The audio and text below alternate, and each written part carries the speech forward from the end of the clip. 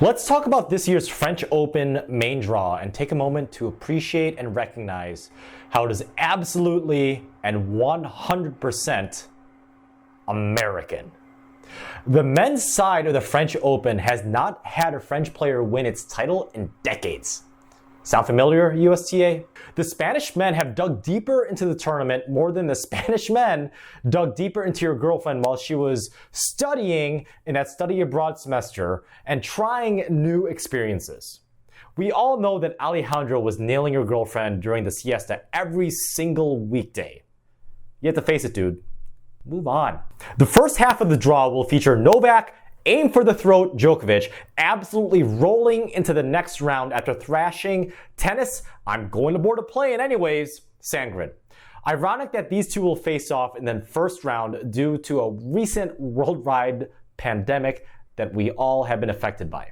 Then, we have Borat's cousin from a neighboring country, Denis Istomin, facing against the most unclutch French Open tennis player of all time, Roger Federer.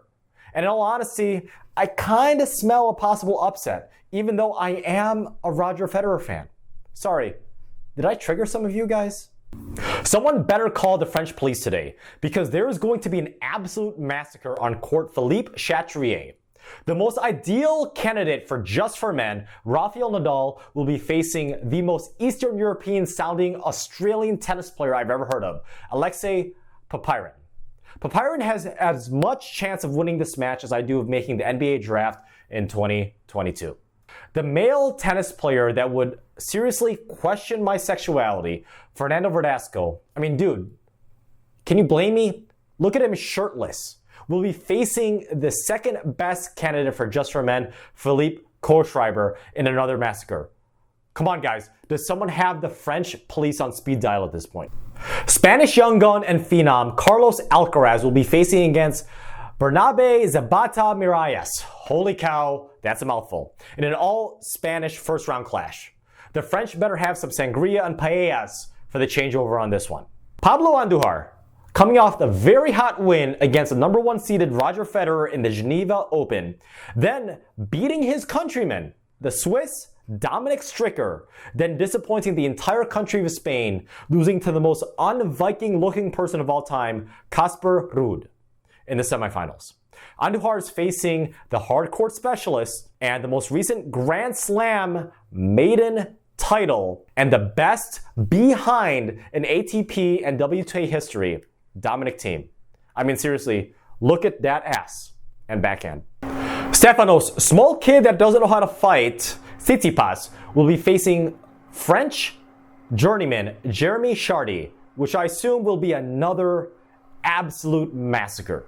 Seriously, the French police should really just be headquartered at Roland Garros during this fortnight. Alexander the Neckbeard Bublik will be facing against Daniel the bullshit Russian Medvedev. Expect a lot of underhand serves, drop shots, and overall just ugly looking tennis strokes in that match, guys.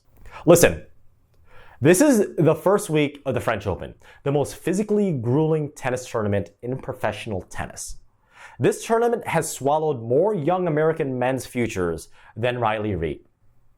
And just like your stomach after Jägermeister and Taco Bell with some Diablo sauce mixed in, there will be a lot of upsets, especially after the really messed up year we've had from the worldwide pandemic. Although the first half of this men's French Open draw is absolutely stacked beyond belief, we all know what's probably going to happen. Just like the US Open, the French Open this year will be full of foreign conquerors that will most definitely take the crown at the end of this fortnight. As we all know, history does repeat itself. And as always, happy hitting.